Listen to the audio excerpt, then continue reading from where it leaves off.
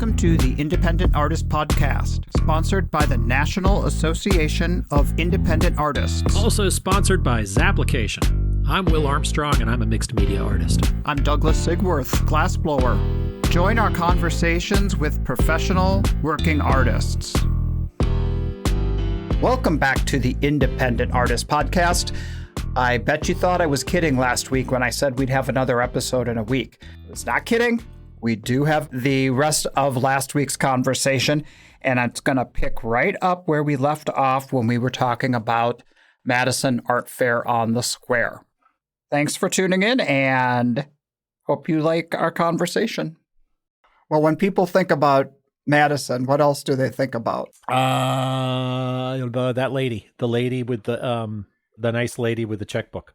Yes, Epic. Right? Epic Systems Corp. That's it. That's the medical software company that was created in Verona, Wisconsin. And what's her last name is Faulkner. Judy Faulkner. Amazing collector of our industry and of artwork in general, and especially that Madison show. So, do you get a taste? We got to say hi to them when they came in our booth. Actually, the first day, Renee and I looked at each other and I'm like, have you even seen the Epic folks? Because I don't think I've seen them. They don't like to be seen. And the next day, an artist who we're friends with came in our booth and asked if we'd seen them. And I said, I don't know. Are they here? And they said, why, yes, they are. And they were good to them. So good. Epic spent, in my opinion, an obscene amount of money with them. I'm so happy for them, but when they told me the number of what they bought from them, I was like, holy crap. Now I know why people say I had an epic show going to Madison, because awesome. Yeah, it was. Dude, I don't have any jealousy of that kind of thing. I root for the community, and I love the fact that she supports what we do. That's awesome.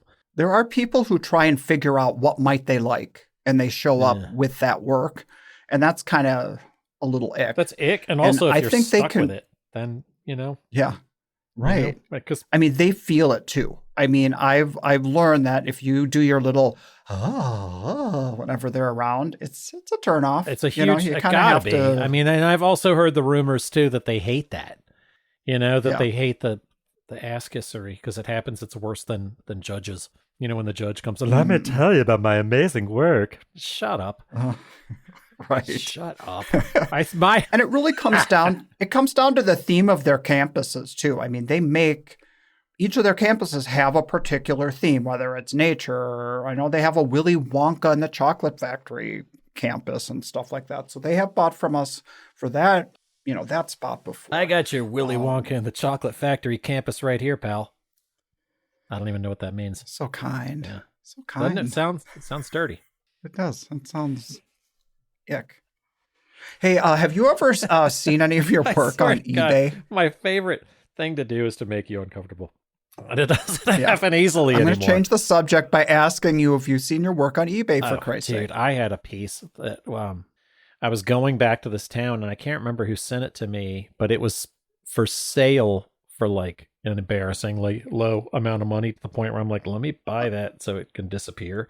But somebody had already sold it, and I had a collector come by and gloat about it. And I'm like, good for you. I got full price for it. I need to sell it again. But I did. I had two times. One on Facebook Marketplace and one on eBay, where somebody had died and were.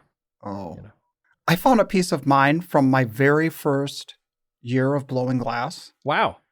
And it was a gift to my stepmother. I'm not even kidding. Is she still alive? No, she's dead. Okay. How did it end up there? Beats me. Estate sale? Well, there was a little bit of chaos that happened after her passing. Okay. My family is complicated. Okay. And so I know that the whole stuff from that house scattered hither and yon. And I don't know which step sibling took it and probably sold it. Put it on eBay. eBay. Trying to sell it. Yeah. Was it low enough that you could buy it and resell it? You know what? It was, but it was nothing I needed for nostalgia's sake. It was just kind of a like, Look at that. Interesting. Interesting. I've seen other people's stuff pop up before, just in looking, and people kind of like, eek, look, it's a thing. Yeah. Uh-huh. But yeah, I've seen other things where artists that have retired or stopped doing shows and stuff, that their stuff goes on and it'll sell pretty high, where there's a huge demand for it. Like I saw a Mr. Hooper piece. Huge fan of of Tim Hooper. Yeah. And I'm crazy about his work, and he doesn't do shows anymore, does more gallery stuff and sticks around home. But I just remember your Paul Lynde story about him. God, hey man. when you're having a hard time, just visualize Paul Lynde. I love Mr. Hooper. Speaking of Mr. Hooper, I know he was good friends. He was part of the kind of a circle of friends that I would always see palling around with somebody who I admired very much. And I just would be remiss if I did not pause the podcast for a moment and just give my respects and love to the family of Anthony Pack, who we lost last week.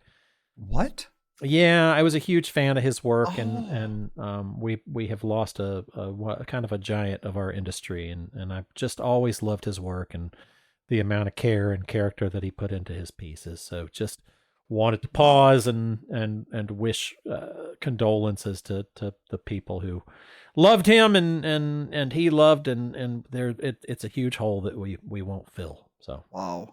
I had not heard that. And I was neighbors with him years ago and got to know him pretty well, and then haven't seen him on the road for a while. So, wow, just the sensitivity and the care that he put into his characters and the faces that he'd find in just the simplest forms and objects. So, a great guy. Just a great guy to get to know and definitely spend an art show with. So and I apologize for the middle of the show gut punch that is for you and for anybody else listening. But like I said, I'd be remiss if I didn't say how much he meant to so many of us.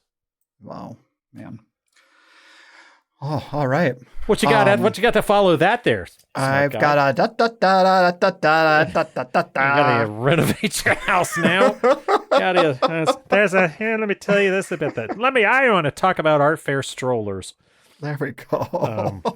I mean, just to kind of jump right back into the art show story river. I had I don't know if you have clients or whatever, or hopeful clients that don't like the prices of your work, and then I had some Tommy tough guy coming into my booth, and his whole family loved the work, and then he comes by afterwards, like his family leaves, and he lingers, pauses to stare at the piece he wants for a second, then walks over to me and punches me in the chest with his big sausage finger, and he goes, "I want that piece." I was like, "Great, I'd love for you to have it. Yeah, let's do it." And he goes, "Yeah, but I'm not paying that for it." I was like, "Oh, really?" He's like, "Yeah, that's way too much." I was like, "Way too much by how much?" And he's like, "Easily by half." He's like, "I'll give you," and he offered me like $1,000 for a $6,000 gigantic painting. And I'm like, yeah, no. Sounds like, we're at an impasse there, because I don't even have any room to work with there. Right. And he goes, "Well, I'll tell you what, I'm going to take that piece for that price." And I just busted out laughing. I was like, "What is this, a showdown?" And I said that because I just gonna watch you walk down the street with it or something. Oh yeah. Here it is. Like, are we in Morocco? It's like, "You'll buy the hashish." That's a real story too, but I wasn't just being weird and racist. That is actually a story for another time. But it just seemed like it was a threat. He kind of threatened me a little bit, and I'm like, really? I don't really see where this is going in your favor, buddy. Yeah. I mean, if you got sent back here by your family to do the negotiations, the sausage finger in my breastbone is not the way to do it. It's not working for you. Yeah. So anyway, he left, and he came back another time, and I was like, "How's it going?" Right. I was like, "I'll buy you a beer if it'll loosen up your credit card, but I'm not giving you a discount." No kidding. I had somebody in Winter Park who I was just telling about the work, just telling about an installation. And this guy was like, listen, I was talking about how we offer to install if people, before we leave town, blah, blah, blah, blah, blah. He got so pissed, like I'm giving him the hard sell or something. He's like, I don't know where you came from. I don't just have 7,000 just to drop it, blah, blah, blah. And like I shouldn't. I'm like, I'm just telling you about my work, buddy. I'm not doing the hard sell here, yada, yada, yada. So, yeah. You know what I say whenever I give somebody a hard sell is I say, like, hey, look, I hate when people give me a hard sell, but I need you to know. So that reminds me of that. But I also had another situation kind of recently where somebody wanted something from us and they really were lowballing us, kind of similar situation to what you're talking about.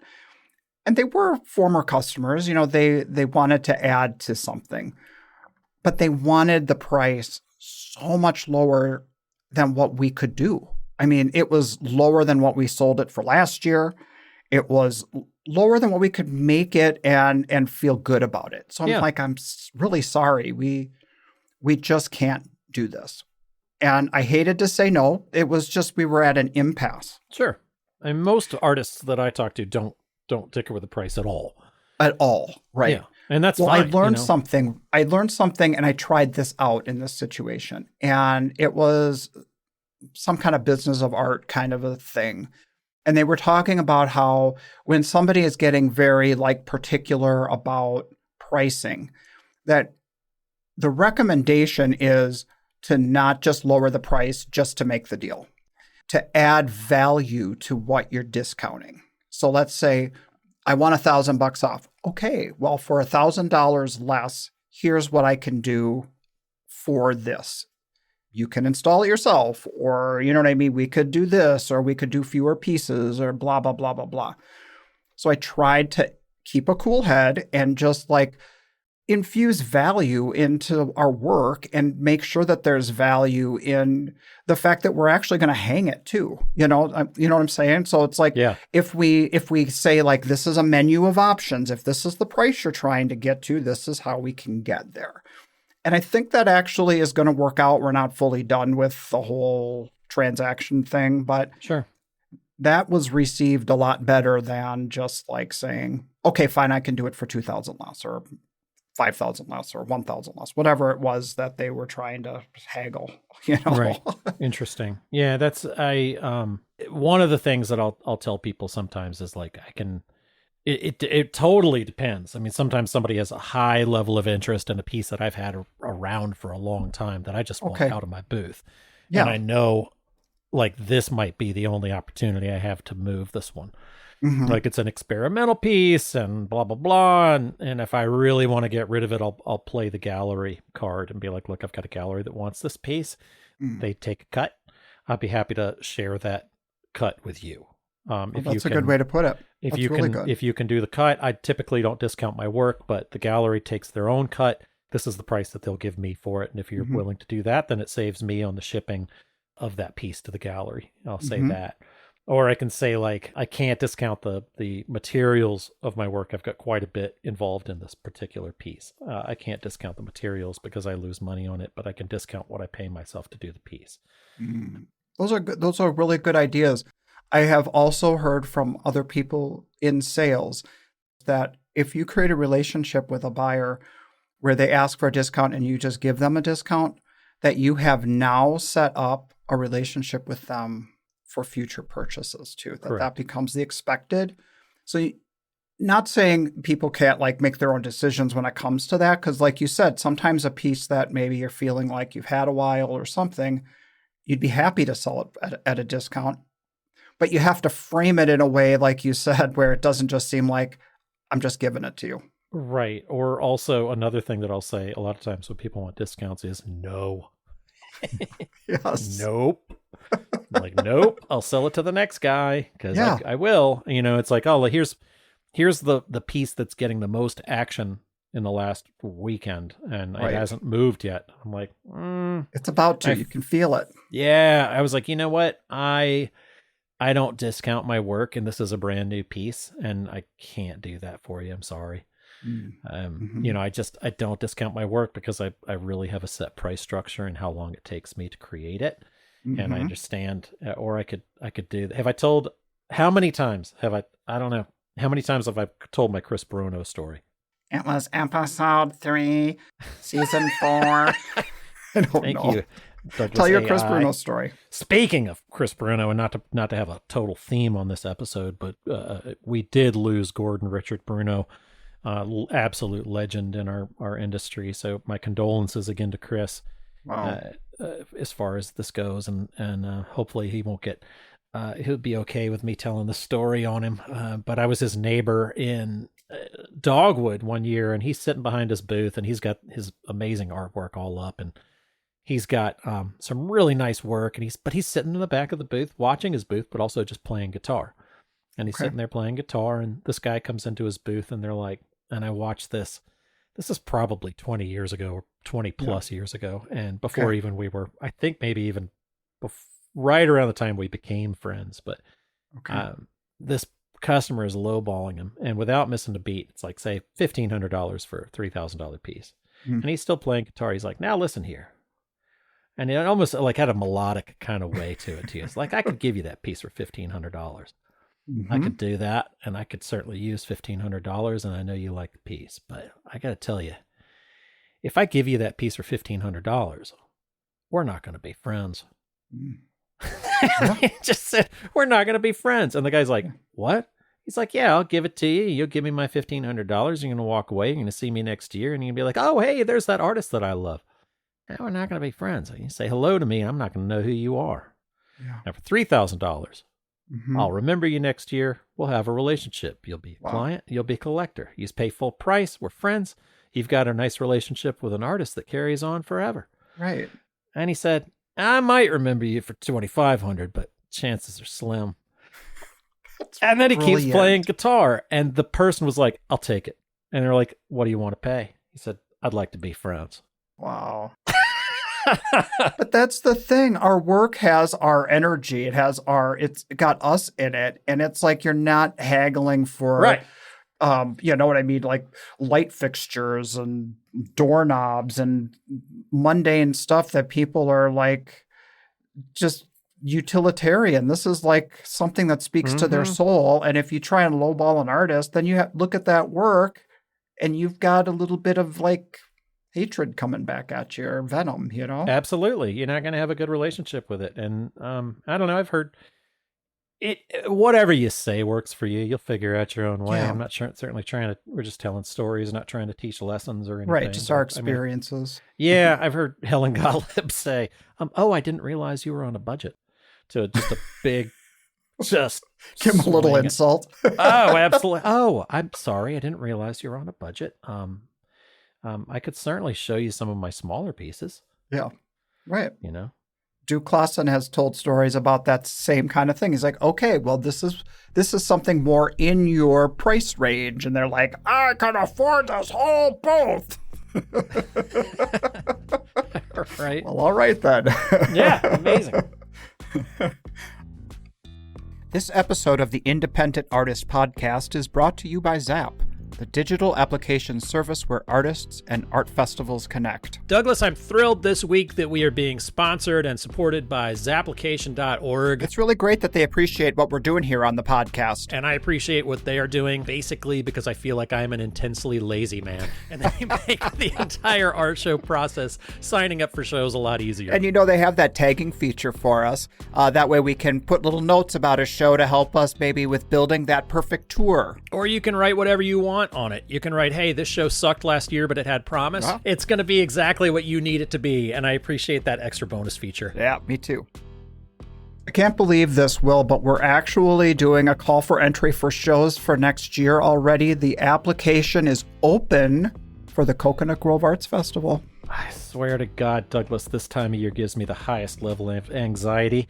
And it would not give me the anxiety if I did not love the particular show. This show has been very good to me. It's been very good to you. We wanted to talk to you about this show. It is the 63rd annual show at Coconut Grove Arts Festival, presented by First Horizon Bank.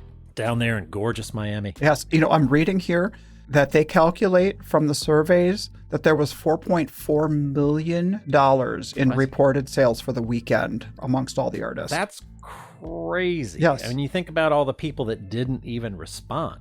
I talked to Camille about this. She said that she had a very high response of artists. Okay. So then she extrapolated that number based on an average per that sample. And it was well over half of the artists replied. So that's a safe number for sure for her to use. Hell of a sample size. Yeah, absolutely. You've heard us talk about this show because Douglas and I have done this one in the past. We've been lucky enough to do that one in the past. If it's good enough to drive down to Miami, Florida from Santa Fe, New Mexico, it's good enough to apply.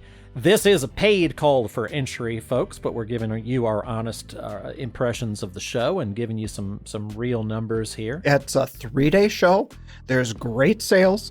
They feed you. Coconut Grove has always been the show that is the beginning of the show season for me. True. If I'm lucky enough to get into that show, then it marks the beginning of a year, and it marks it with kind of a big bang. Okay, so applications are open now, and the deadline is September 11th. That deadline's approaching quick, folks. That's a month and a half away. July feels like nothing, but get that application in early. And the actual show runs February 13th through the 15th, which is President's Day weekend. So you're saying, wait a minute, it's on a Monday? That's President's Day, and that is a day that people come to the show. It's a great show day. Yep, I find that people close a lot of sales on that final day. It's also Valentine's Day weekend, so bring your sweetheart and get on down to Miami. You want me to say Miami better? Miami. Yeah, Miami. Get down to Miami, Florida. Come on, get to Miami, Florida. All right, do that. Right. Coconut Grove, how about that? Get yourself down to Coconut Grove. Mama. Oh my gosh. So I went to we're up here in this is really interesting to me, but I'm about 20 minutes away from Fergus Falls, Minnesota, which is where my wife grew up. And so, we're up here for most of the summer, and in this area you have 1, 2, 3, 4, 5, 6 major, I say major, I don't know if whatever major, but we do major players in the art show industry. It's crazy. It's really interesting to me. You've got both Zachman, the Zachmans, the Jeff and CJ. You've got the McDougals, Cindy and Jay McDougall, both of those guys, major artists and majors, and then some couple of minors with me, and my wife is a major. I'm just a little. And it's just kind of interesting with a tiny little area. Right. But, and then we went to, you ever go to, just a little tiny regional art fair anymore? You just they have a little one in River Falls that Renee did one year along the Kinney. We went to Phelps Mill, just a tiny little, they got the VFW Hall is doing the pork chop sandwiches, and you've got get you members of the community. Yeah, and little, you got this guy does this ceramic booth, and there's this one guy, I think it's called Blackwood Ceramics, or he's from Fargo, comes down. This is his own, Phelps Mill is his only show that he does. He's got little cardboard tables, and we buy mugs from him, and God, it feels good. Sometimes I just, I don't know. Don't you ever you ever miss those days and kind of God, the show goes from noon to 3 on Saturday, and and it's hot, let's leave. Set up next to a creek and grass. Everybody's got grass, and there aren't enough people there to even beat a path, but it's still fun. I don't know. Go and you listen to somebody do some hackneyed covers of CCR, and I don't know. It's nice. Yeah. I had a good time. Do you guys ever have random people stop by your place up there at the lake? Know your artist, know you're there, and just think they can do a little studio tour on their own? No. No. I don't even. Yeah. Well, people think of glass blowing artists maybe a little bit differently, but we get we'll do shows, and we've done a number of shows this year, Des Moines is 4 hours. Lakefront's 5 hours, Madison's 4 hours. So they're pretty local to us, considering, we will travel for a few days to go to a show. Yeah. And there'll be people who take our card and then they'll be like, oh, I'll stop by your studio. Like we're just open to the public or something. Right. And we feel like we have to have the conversation a lot to let people know that, well, it's really our house and we blow glass in the middle of the night and sometimes we get paper burned in our eyes and we're not there. You know what I mean? Yeah. Stuff like that. Little pieces of plastic burned to your cornea. You never know. Right. So one of the days when it was real hot spell and someone comes driving down our driveway, and I'm like, I bet this person thinks that we're just like a store open for business. And they came down our driveway, and yes, that's what they were. And we paused and we helped them out and we pulled our work out of the van. And I mean, at that point, you know, when they realize it's a rigmarole, it's not like they could just browse and peruse. It's like, oh, these guys have to actually open their tubs and show me what they got. It becomes a story and it becomes a thing, and it's great. And I know I'm sounding a little annoyed and cynical by the whole idea, but I do kind of want to limit that exposure. So Sure. I've been working on trying to remove our studio from like our address from anything out there on the web. Oh, totally. I would never put my address out there. I feel like during COVID, we did everything we could to be like, we're here, we're open, come to our house, we'll sell you stuff. And a lot of that stuff is lingering from setting it up then and just not ever tweaking it or fixing it. Interesting. I mean, I've never given anyone my address. I've just the town. And then, I mean, I live in the only, I swear by this, I live in the only city in the United States where the city on the booth sign actually makes a difference. Santa Fe, New Mexico, people are like, oh my God. And then all of a sudden they have their own romantic story about the whole thing. Yeah. And it's really interesting to me that it's like, that is the only place. And I don't want to see a bunch of you just putting Santa Fe on you because you don't live there. I know who does. Oh, I got you. Right. And it's only been like, do they start saying about, oh, and when we go to Santa Fe, we love to go to this place and to that place. And they like, because it's such a destination for people. It's a destination and it's a tourist destination and it's an art tourist destination too. So anyway, but that's the only thing. I'll give people my town, but they don't get to know my address. I've never put that out there. And when people want to see me in Santa Fe, I do have a studio gallery, like a gallery workspace. So I have work hanging that people can stop by and see me, and I do invite that. So, but I'm like, give me a heads up, I'll make guacamole, kind of a joke. Yeah. As opposed to just being open all the time. And it's only happened one time that somebody's come to my studio, and but I'm trying to be more a member of that community and be more like there and accessible and what have you. So I feel like some art forms lend itself to, hey, let me set this down and talk to you now that you've walked through the door. And glass blowing isn't one of them. No. It's like we're in the middle of a piece. It's super hot. It's whatever. It's just, you can't set it down. It has to be heated up or it's going to break. So, anyway. Yeah. Hey, you private messaged me last week about something that was on Instagram about an artist from an art show who got caught for selling fake art. Yeah, it was interesting. It was like a thing that was going around. It was kind of it was from the perspective of the consumer, where they had bought a painting and the person had sworn it was like, I don't know. It all seemed, so many of these things are created for clicks. People get paid to get followers. So clickbait, whatever. So I don't know if this was real, but it was on Art Fair Review, not the idiotic one with an S attached that spun off of that one, but the first one that came around, the disgruntled secondary. Sorry, I digress.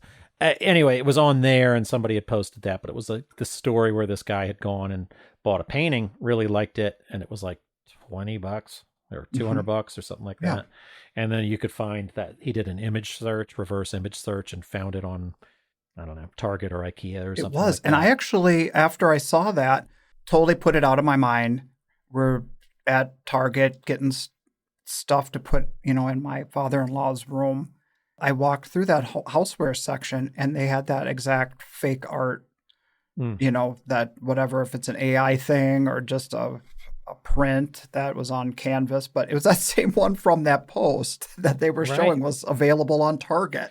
Well, I mean, it's interesting. I mean, we're living in a crazy time with AI. Not that I have any kind of it doesn't affect my medium, and I don't really know what I'm talking about. But when people say that they don't want reproductions at shows, or it's not fair that I can't sell reproductions when digital can sell their stuff, isn't it really something that is small and wrapped in a plastic bag? Isn't that really what the complaint is? That if we can allow it for a photographer to sell their originals that are wrapped in little plastic bags, if we allow somebody to sell a reproduction or a digital to sell those little plastic, isn't that really the crux of it? It's like it seems so like splitting hairs where these people can do it and these people can't. Sure. So take the example, like, okay, you want to break it down. And don't get me, I love playing. You've talked to me now for years, right? We've become very good friends, and you and I have talked every topic now for like 5 or 6 years. Right. But I love to play a little bit of the devil's advocate. And I don't get me wrong. I love my originals only shows. I do. I love them. I love not hassling with it. I love going up to St. Louis and Des Moines and Coconut Grove anytime I get in. Yeah. Cherry Creek, these shows that have the Old Town, we know with the Rittenhouse, these shows that don't allow reproduction. Right. All right. But then you go to them, and then this is where people get a bee in their bonnet. That is that then something that looks exactly like what they've sold, their reproductions in a little plastic bag, they're moving down the street. And there you see hundreds of them going down the street. Okay, I'm holding my hand here with a pencil, right? I'm holding my hand here in a pencil. Now, you're somebody drawing. I got here, and then I'm going to take the ink and I'm going to ink my lines, right? I'm doing this step. And then I got my color. I'm going to put color in my coloring book. Okay, now you got somebody who's got an electronic pencil. Now they're going to shift their hand down here, and they're going to draw on a pad. Right. Right. Now they're going to they're going to click, and they're going to fill those shapes and do like this. And then they're going to be done with their beautiful piece of artwork, right? I'm going to be done with my beautiful piece of artwork. Now, what do they do next? They press print. Yep. Now, what do I do if I want to do the same thing? I got to take it to it's High Desert Artworks in Santa Fe, New Mexico, and he's going to do a high resolution scan, and then I get to hit print. Right. So that's what you don't like. Right. That's the part you don't like. The fact that I got that I don't just hit print, or that I take it to High Desert Artworks and I get John to scan it and then print it. That's what you don't like. Is that right? So just that step, because he's only 3 blocks away. Right. You don't like those 3 blocks because they get to do the thing and they will sell the piece of shit in the plastic bag. If I want to sell a piece of shit in the plastic bag, I got to take it to John. Yep. I feel like sometimes, you explain that argument extremely well. And I feel like people get really personal about what their particular medium is and why they should be allowed to do it. And I understand that we work really hard in our different art mediums, but the way you explained it takes all of the like personal stuff out of it, and it really is just getting down to the brass tacks of what we're allowing and what we're not allowing. Sure. And again, don't get me wrong, I love my shows that don't allow reproductions. I do. There was an artist who's been around on the circuit in a number of different mediums for a number of years, and she was arguing with people and trying to get people to join her argument, which is kind of, I'm making it for her here on the show. But at the same time, here I am, like I've got a very public forum, right? And I'm making that argument here, but I don't want to go sit down with Camille Marchese or Stephen King or Amy and Tara at Cherry Creek and make this argument, because I don't believe in it, because I believe what they're doing is totally and completely valid and has its own point. But it's like, I do love pointing out the hypocrisy of it, right? Mm-hmm. And I don't have a problem pointing out the hypocrisy, but I don't want to join anybody's. I'm not signing anybody's petition. You've got your show. You run your show how you want to run it. You know? Was there a show that I thought I heard rumors that there was a show that had somebody want to do?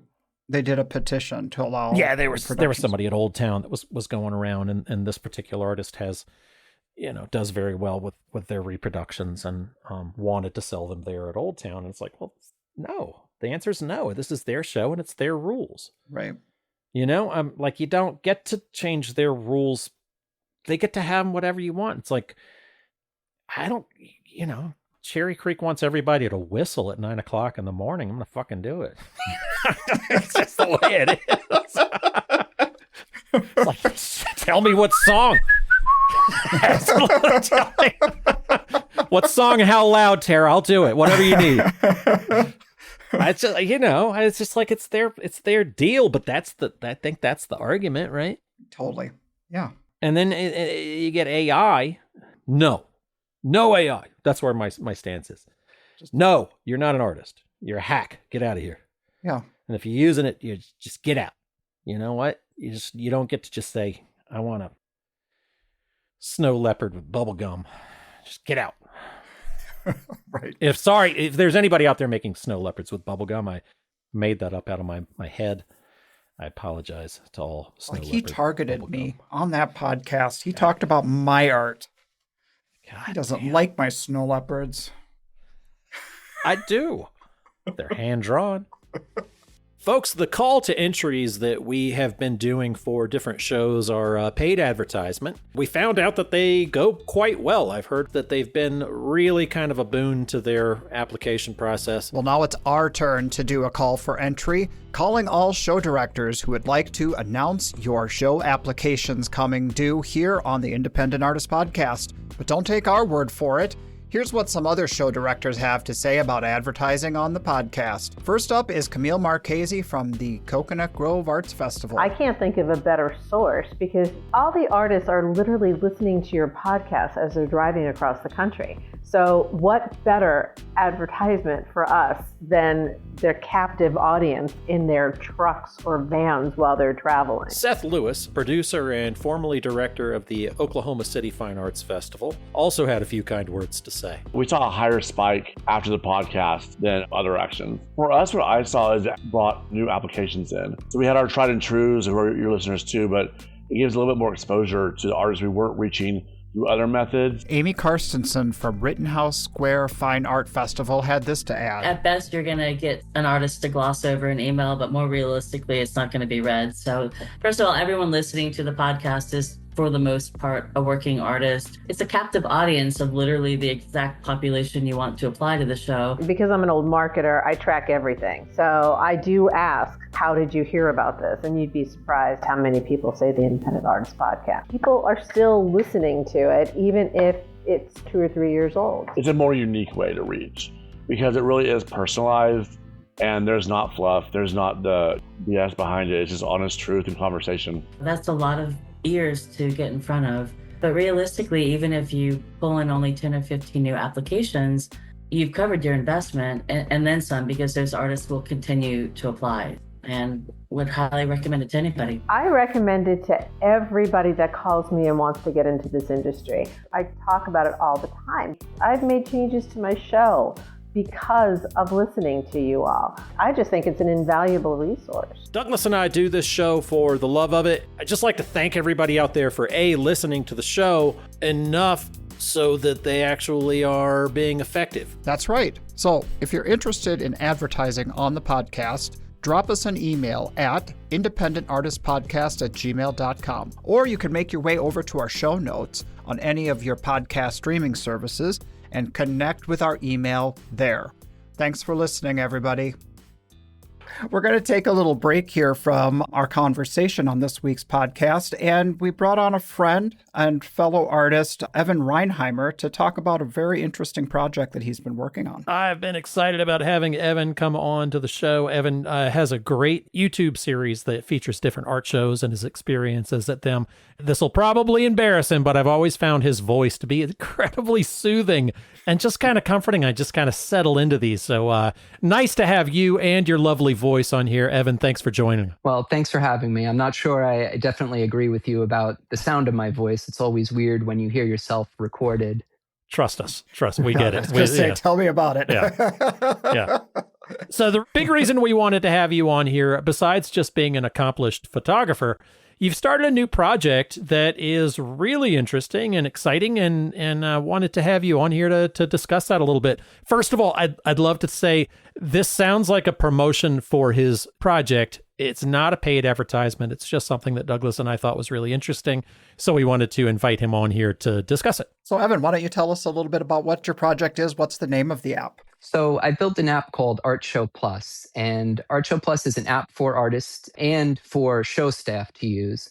And there are two main parts of Art Show Plus. The first part is individual artist show tracking, where you enter your sales at an art show. You can enter notes from that art show. You can enter your expenses, information about your booth setup, whether you had a double booth, a corner booth. So this is a tracking, you track your own sales to get your own reviews for shows, correct? Correct. It's like a sales analytics tool for individual artists. It will keep track of your shows over time. It will tell you your best shows of all time. It will have your ongoing sales for that year, for all time, for combined years together. Is this something you created initially for yourself as kind of your own tracking tool, and now you were able to broaden it? Yeah, exactly. I've always kept track of my own art shows for the past almost 20 years in spreadsheets, and that's really effective, and it's great to have all those records, but it's really boring and clunky and kind of annoying to fill out. So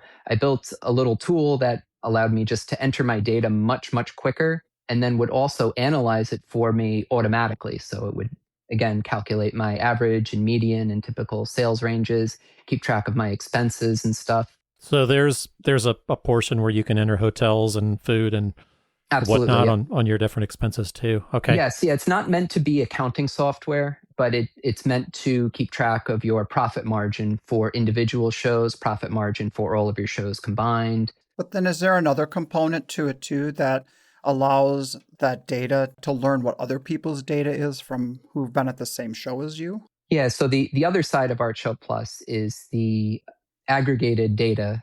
It's open to artists and crafters, so it takes every user's sales information that they've entered into it and then combines it together and produces show reports for individual show years at arts and crafts shows. And that data is private. The way that it produces sales reports is it combines everyone's data together and then produces a sales report when there is enough of that data to produce a meaningful median and average for that show. Right. Instead of exposing individual artists' sales numbers, it never, ever, ever shows any one user's sales numbers. It's an anonymous reporting when it's a public It's form. Anonymous and it's aggregated. So it's never showing a single artist's numbers. It's always showing combined data. And you can sort that data and sales information by art medium. So you can look at what just glass artists did. You can look at what just photographers have submitted. But I couldn't pull up, say, Cherry Creek and say, who made the most money? And it doesn't, I couldn't No, and it won't even tell you the highest reported sales at Cherry Creek. Okay. The primary metric of Art Show Plus is median sales because that's much less affected by really high and really low show reports. So if most people, for example, at an art show are, selling around $2,000-$3,000, and then one artist has a ridiculous show and sells $45,000, which happens from time to time. Sure. It's not going to skew that number in a dramatic way. What about show directors? Can they look at data from their show to see what an average sales for their show might be? Yes. So Art Show Plus is available for artists, crafters, and show staff. So show staff can sign up using an industry professional login. and then they can view all the data, but they can't submit any sales reports. And this is a great way for them to get a feel of how sales are at their shows. It also allows them to see public notes that users have left about a show. There's a section where artists or crafters can enter a note that is going to be public about a show, saying like, oh, it rained on Sunday and the show was canceled, so sales were off this year. Or it can say things like, oh, load-in is really difficult at this show, or, load-out was just a free-for-all and it was poorly managed. So it can also give show staff and show directors really candid insight to what artists are doing at their show. And artists can report these things without fear of possible retribution from shows, which shouldn't ever happen. But I know that a lot of artists are very nervous to publicly be critical of an art show because they're afraid of things like that. That's true. I have to admit I'm a little scared sometimes to say, well, if I report $20,000 sales at a certain show, and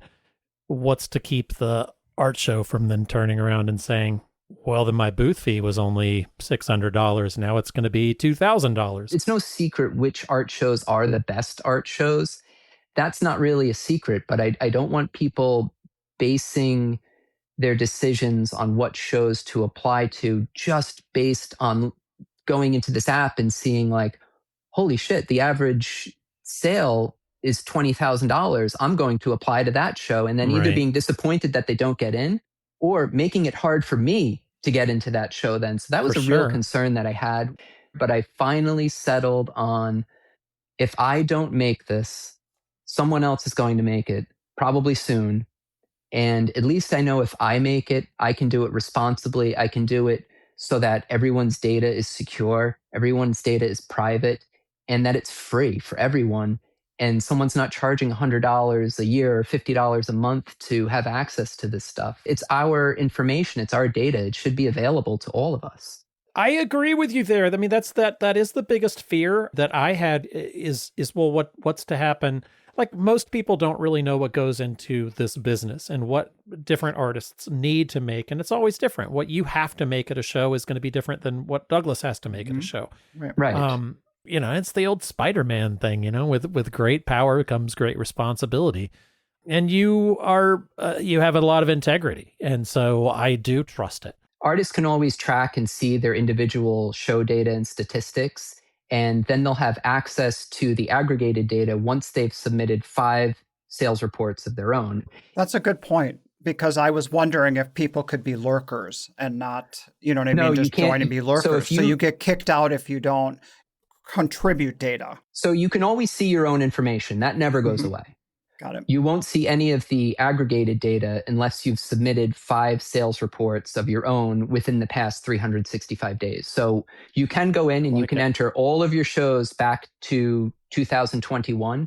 And as long as you continue submitting at least 5 shows a year, you're going to maintain access to the aggregated data. Can I go back in and enter previous year's information? Absolutely. So you can enter art show sales back to 2021. And the reason I did this is because I want to create historical data over time and, make it really easy for you to build your show history very quickly and see how your shows have been year over year, time over time.